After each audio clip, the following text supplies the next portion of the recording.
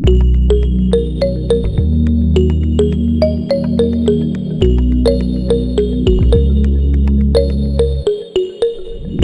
morning, Beshies, and welcome back sa aking YouTube channel. Andito na ulit ngayon ang inyong Ate Jaja. For today's vlog, today is my travel dito sa aking 47th Philippine province, ang Pangasinan. So, yeah! 47 provinces, you guys! Woo! Thank you so much for the support. And actually, kahapon nasa Bolinao kami. We went to Patar Beach, but maulan ng slight. Maulan na sa Manila, but hindi naman dito affected. Tapos hapon na kami dumating kasi umalis kami ng Manila around 8 o'clock AM na. So, siguro more than 2 hours, almost 2 hours lang kami nagstay sa Patar Beach. But second day namin, we're going to 100 Islands. Dati sa libro lang ng Hector ko siya nababasa. Ngayon, pupuntahan ko na. So, I'm very excited. Pakita ko sa inyo, Beshes, yung breakfast namin. So, we have here fried na tuyo, itlog, longganisa, salted egg with kamatis and sibuyas, rice, hot dog, and eggplant. And good morning, guys! Good morning! Good morning, beautiful people! So, ayun. Ang aming ganap today, I'm so excited na hindi maligo. Ang taas ng energy ni Jonah. Grabe. Hindi ako nakapag-vlog kahapon kasi sobrang busy rin kami. Tapos kung ano-ano lang mga pinagagawa namin, mga pinagkwentuhan namin. And of course, I wanted to enjoy yung time na kasama ko yung mga friends ko. So, hindi kami hindi na ako nakapag-vlog. Kaya ngayon tayo mag-vlog, guys. Thank God for a really good weather today. Thank you, Lord. Sa magandang weather ngayon. Pat ko na. And yun. So let's eat, guys. And I'm so excited. I'm hungry. And we're having coffee too. And katabi ko si Jonah. So, Beshies, ihatid na kami sa port. And magsa-start na ang ating island hopping. So, Beshies, andito na tayo ngayon sa port. Malapit lang siya sa accommodation. And kasama ko ang aking pinsan. Yes. Takot kaming magmatan. So, naka-leggings din kami for today's video. Talagang face lang ang pack na pack with the sunscreen. And, yes, mag-start ng ating island hopping in a bit. So, yun nga, maghahanda kayo ng mga cash dito. Kasi, dun sa binayada namin na 2,699, hindi kasama yung entrance fees or kaya yung cottage and environmental and yung insurance na 120 pesos. Pero hindi naman kayo gagastos ng sobrang laki. Depende na yun sa inyo kung talagang pang life-changing yung inyong cottage. Tapos yung life jacket, buko din yung payment niya, which is I think 50 pesos. I'm not sure though if magkano kapag may kasamang pang snorkeling. So yun, so happy and excited. Ang daming tao. Dito na po tayo. Ito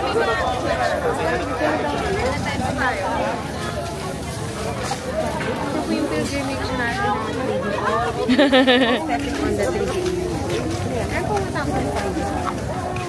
Kuhang ko muna, sis.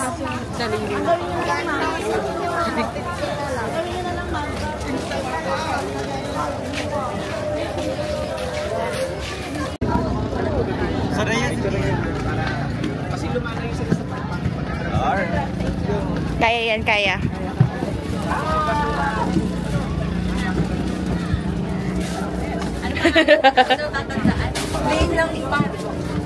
Ano pangalan ng bangka? Ayun na. Gusto ko rin naman. Gusto ko ng baba. Dito ka na ka! Sa tabi ko. Para makakal tayo. Yeah. Yeah. Hi, Mary Chu! Hi! Yeah! Let's go!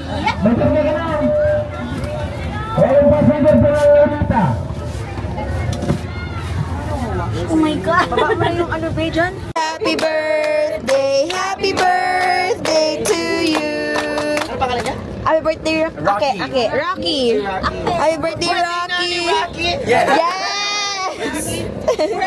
They're ready. They are. Get up. Very shaky yung atake. Welcome to 100 Islands, Beshies! Ito ang aking 47th Philippine province. Alam nyo ba na may 124 islands dito sa 100 Islands, pero 123 lang kapag high tide. Matatagpuan ito sa Alaminos, Pangasinan at isa ito sa pinakaunang national parks sa Pilipinas. Perfect sa island hopping, snorkeling, and of course, IG-worthy na view. So, tara, let's explore 100 Islands!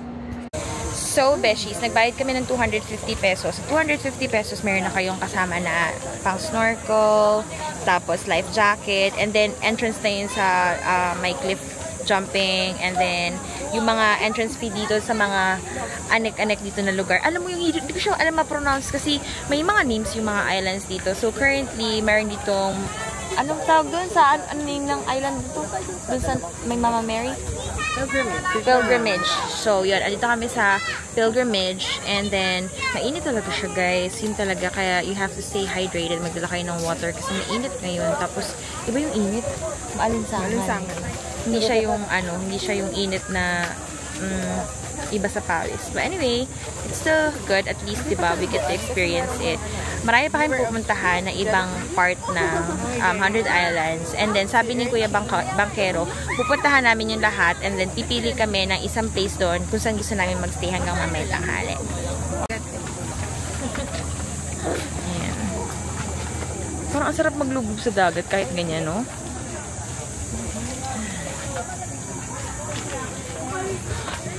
And then, your best friend is Aura Share and Jisoo Life. Right, Chazelle? Yes. So bad. And the birthday girl, happy birthday. Thank you po. Ilan taon ka na, Ning? 25 ka na, no? 25 ka na, oh my God. Welcome to the 20s. Yes, konti na lang. Konti na lang and 30 ka na. But honestly, I was scared na tumanda ng 30. But wala naman palang bearing yun. Hindi mo pala masyado mararamdaman, oy. Okay, pero meron tayo lakas sa loob kasi meron tayong life jacket. But, yeah, the snorkeling week here, wala ka naman makita kung di makapaan ang kasama ko. Walang fish, walang Oo. Ano lang siya, parang na-pressure ka lang din kasi busy lahat na. Unlimited pa. Ano lang ba? For the 252. Uy, masaya naman. Nakikita ko yung party. Yung ka naman. Asan yung burger na? Paano ba? Alis ka dyan. Link in my bio. Ano daw na nasa yellow bucket mo na ba yan? Thanks, guys! Say hello to the vlog! Hi, bye! Ayun o. Kung walang life jacket, walang Tapos yung bilog pa din, diba? Yung red. Beshi! So, hindi ako marunong lumangoy. Sabi ko nga, but meron tayong lakas sa loob. So, we enjoyed. But, wala kayo masyadong makikita ang ano dito. Isda, corals, paalang ng mga kasama nyo mag-swimming. But, enjoy. Ako, I liked it. Tubig-wise, mainit siya. Actually, hindi ka malamigan. No? Ang init ng tubig niya. Usually, mga ganyan, dapat malalamigan ka pero hindi. Tapos, mga times 2 yung alat niya. Sa normal na dagat. But it's good. I enjoyed it because of the bonding. Super saya rin talaga. Mona, how was it? Walang mas pa. Say hi to Ham. Ham is always watching my vlog. Hi, Ham! Mary Chu, kumusta naman? Ano nakita mo? mga paa nyo. Madilim na tubig na hindi ko makita. Mawari-wari. Ay, lumok pala sa ilalim. Okay lang yan. Pero masaya. Diba? Di mo halatang ano? Kaya green. Kasi Huwag kang mag... malumot siya kaya green. Kaya green, okay. Kaya lang, unfortunately, yung mga isda nagtago sila, dumating daw kasi tayo. Kala iuwi. Oo. Ikaw, Chooks, kumusta ka naman? Nahihilo ako. Talaga ba? Ay, nasugatan niya pa mo.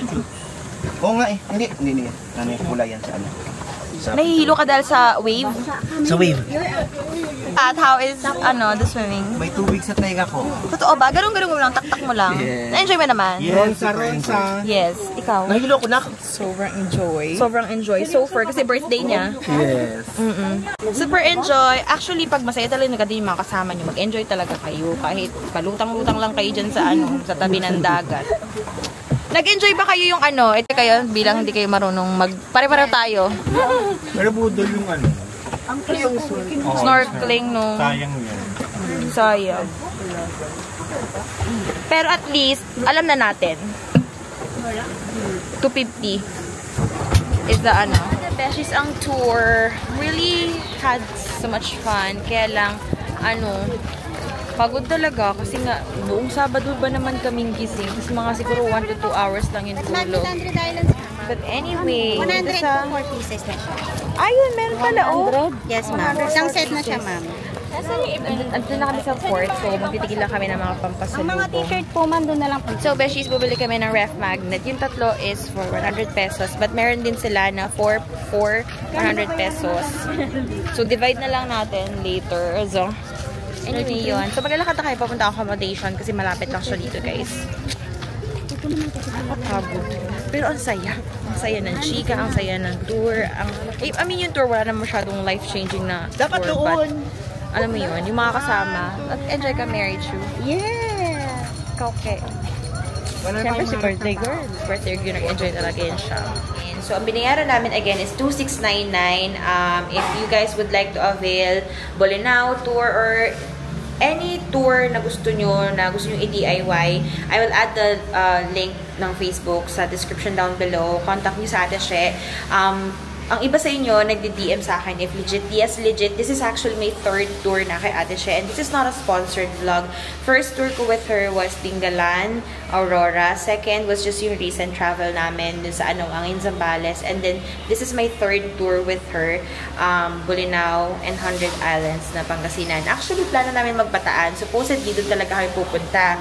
Kaya lang, it turns out na mas malakas yung alon kasi malakas yung hangin. So, hindi carry magbangka. But, if gumanda yung weather nun by bare months, then hopefully, yun yung maging next sa travel namin. That's going to be my 48 Philippine province. But, mali natin, meron pa akong mapuntahan na province after that. But anyway, sa 2,699, i-message nyo lang sa Ate She or yung page kung ano yung included dun sa tour. But, yung pinagstayhan namin is ito. Pakita ko sa inyo saglit. Meron siya 3 rooms. Kasya siya siguro hanggang mga 24. Yeah, 24 packs. So, eto siya, guys. Very, very nice din yung room na to. So, ayan, yung pagpasok nyo, and then dito sa kabilang side, may kitchen, sink, yung stove, and then may ref, and then si Ate She, and then 3 doors, ayan. So, yung pagka-bed niya, silipin natin kung ano. Ito yung room namin. Ayan. Ganyan siya, double deck. And then, kasya yung dalawa. And then, may AC. Perfect yung AC talaga, guys. Tapos, may table siya dito. Dito kami kagabi nagkanta, nag-party-party, and everything. And then, may chairs. So, if you want tumambay-tambay, then may mga table, and may mga chairs din dito. Sa binayada namin, nag-add na lang kami for this tour, and it could still change, but I'm just sharing with you yung experience namin currently.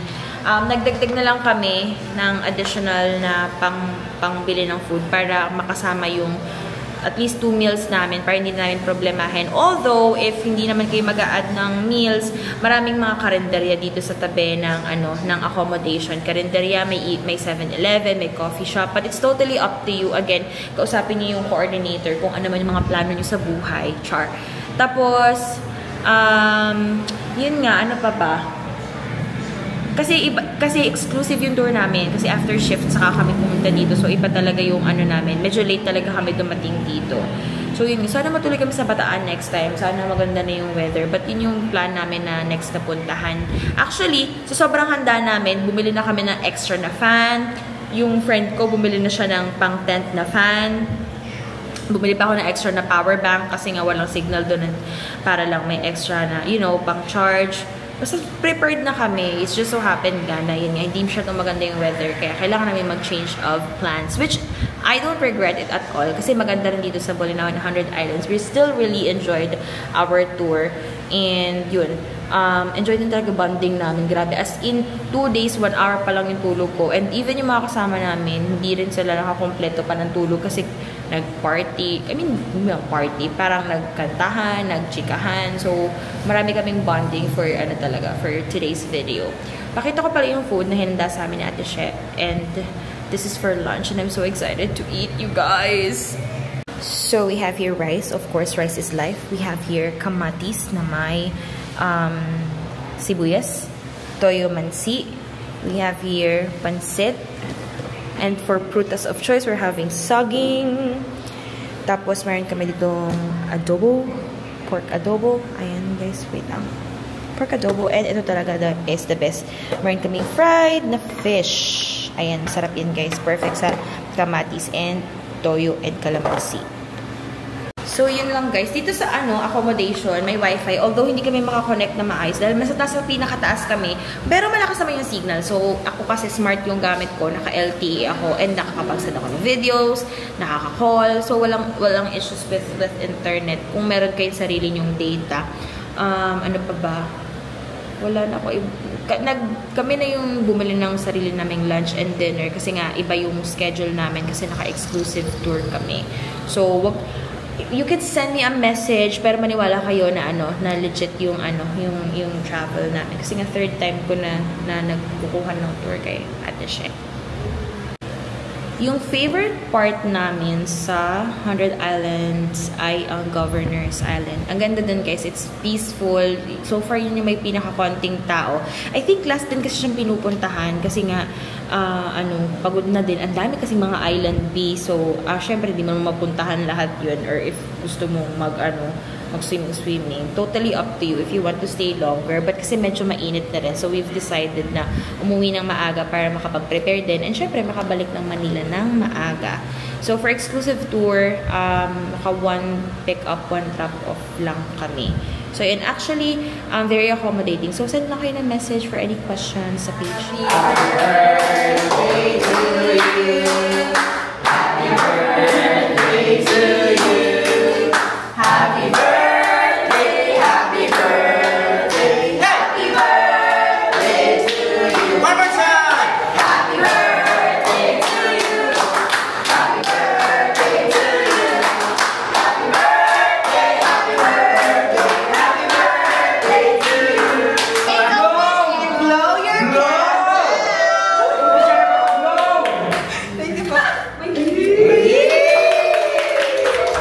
nag-stop over lang kami para bumili ng puto kalasyaw, which is 100 pesos. Tapos, bumili rin kami ng tubig. Yung isang bundle niya na 10 pieces is 150 pesos. Last time na kumain ako ng tubig was back in college.